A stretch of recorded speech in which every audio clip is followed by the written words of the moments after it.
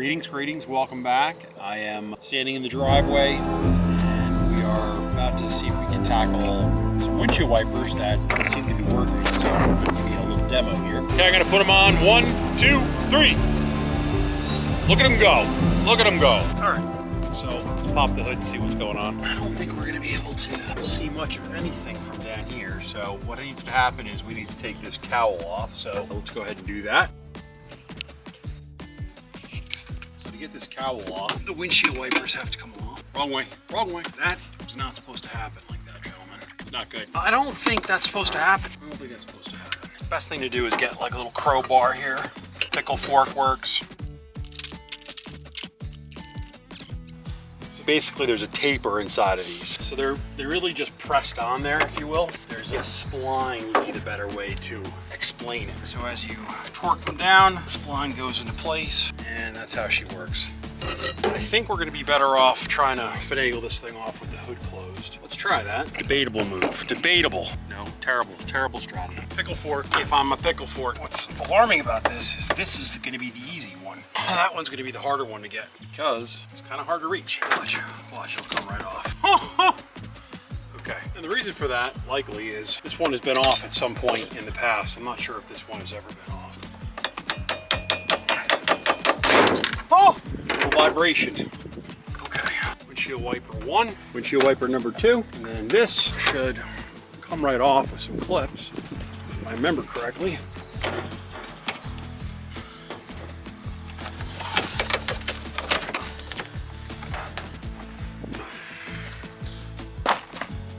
Maybe clean that up before we go back on. All right, let's see what we got here. What is this? What in God's name is this? Okay, well that ain't right. What is going on here? Should we put this on? It's a bad idea, right? That's a totally bad idea. So let's do it. Here, I'm gonna put you in here so you can see what's going on. What's happening here is, and it's sort of as I suspected, and there was a little clue on the way home from the junkyard, is that I could hear something. And so I suspected the linkage was the issue, and the linkage was the issue for sure. Clearly broke somehow. I'm not sure if it can be repaired, but we're in here. So this is the clip over here, quick pinch. It's pretty robust, nothing funky. But why not, for science here, if your windshield wipers were not working and you did not have an obvious mechanical problem like I do, like you would be able to tell that something's not right here. If this was not moving, right, your question really would be, is the motor bad or do you have a problem with the switch?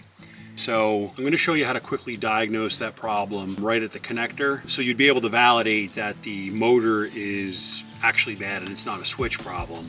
And it'll take 2 seconds. So I've got a basic test light, okay? And then I've got some of these things, which are another test light, but these are really valuable to have. So these to kind of show you what you can do here. So I've got basically a connector on a lead, and it's got an alligator clip on the other end. So what I'm going to do here, and we'll try to get you a good look at this, we're going to take the connector off, and then we're going to back probe. Now honestly, it doesn't matter if you back probe. We got 3 wires here. We got a black, a red, and a blue. We got 4 wires here actually. So your black is going to be your ground and your red's going to be your power, obviously. And so it doesn't matter which one you back probe, whether it's the power or the ground. Right now we're going to go for the power. So I'm going to back probe it. Maybe you can see that. So what we're going to do here now is we're going to take our test light, okay? We're going to take alligator clip to alligator clip.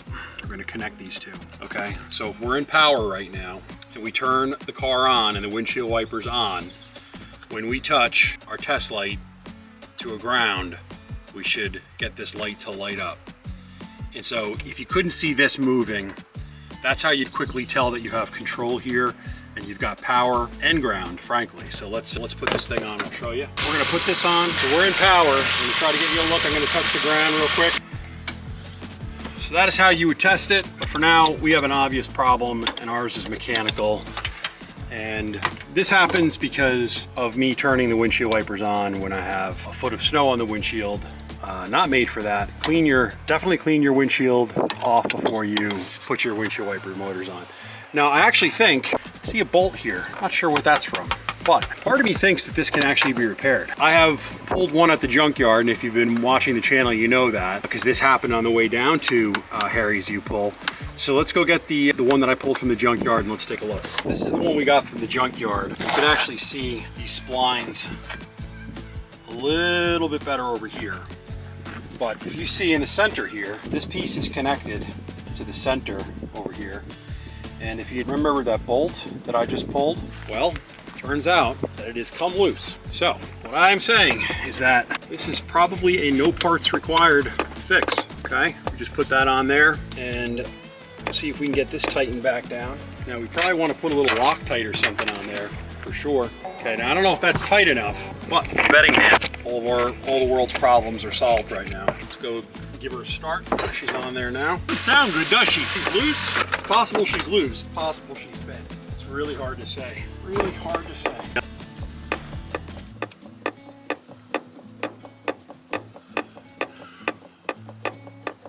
It is the windshield wiper motor that's bouncing around, but the only thing that would stop that from happening is these are actually loose on this side, and I don't think they are, to be honest with you. It's possible the grommets, right? They're a little rubber washers underneath, and I wonder if they're simply worn out, because I don't see why else they would bounce around and be so loud. What do you think? Well, it's only one way to find out.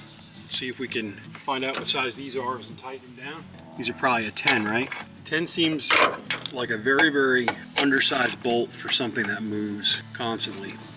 And I will tell you, she's not tight at all. So, whoever was in here, I'm not saying it was me, because it definitely was, simply may not have tightened these things down good enough. Let's see if this one is the same way. Half a spin. Let's see what happens here. It did not fix it, so I don't know what else it could be. I know this is going to sound ridiculous, what I'm about to say, but hear me out. Is it possible that with the windshield wipers on, that it gives the motor the proper stability? You know what I'm saying, gents? You picking up what I'm putting down? I hate to put these things back on because then we're gonna have to get them off again if that's the wrong theory. All right, that feels good. Feels good. So let's try to get this one in place. I don't think this is all that scientific, to be honest with you. It's really just a matter of making sure they're positioned correctly. I mean, that could be wrong, but who's gonna stop me? This one's gonna require a little bit of a reach. The whole idea is you're torquing it down on that spline. Imagine they need to be pretty darn tight. Okay, what do you think? These things gonna move? Sound or no sound? I got my money that they're gonna work. As crazy as it sounds, I think that these, and the fact that they're tensioned on the windshield, are actually what makes the windshield motor not rock back and forth.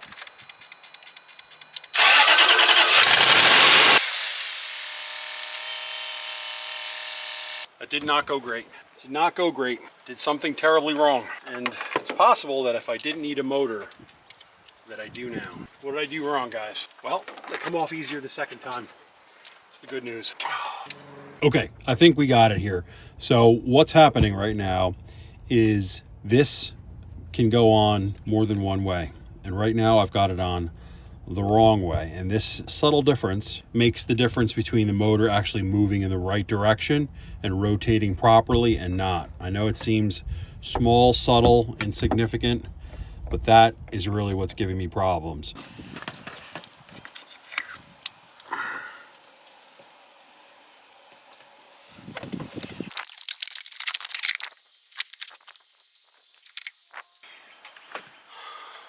So these are fragile bolts, and I know that because I broke mine, snapped right off. So just something to keep in mind. They're not super sturdy. I think that's good.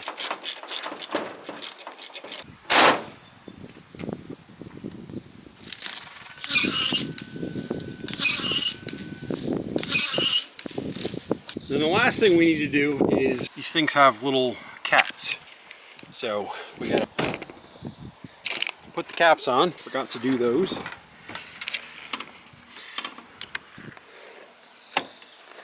Just press right in. This one's a bit of a reach. So what have we learned today? Well, we've learned that you should probably not order parts before you do some basic Diag, which is my own rule, but because I was at the junkyard and I was on the way there, and you know, it's a 3-hour ride, I picked up the motor. Turns out I actually didn't need the motor, and here's an interesting factoid. I didn't notice this when I purchased it, but the linkage is actually broke. It is snapped on the casting. So Anyway, well, thanks again for watching, guys. Appreciate it. Give me a like and subscribe, and we'll see you soon.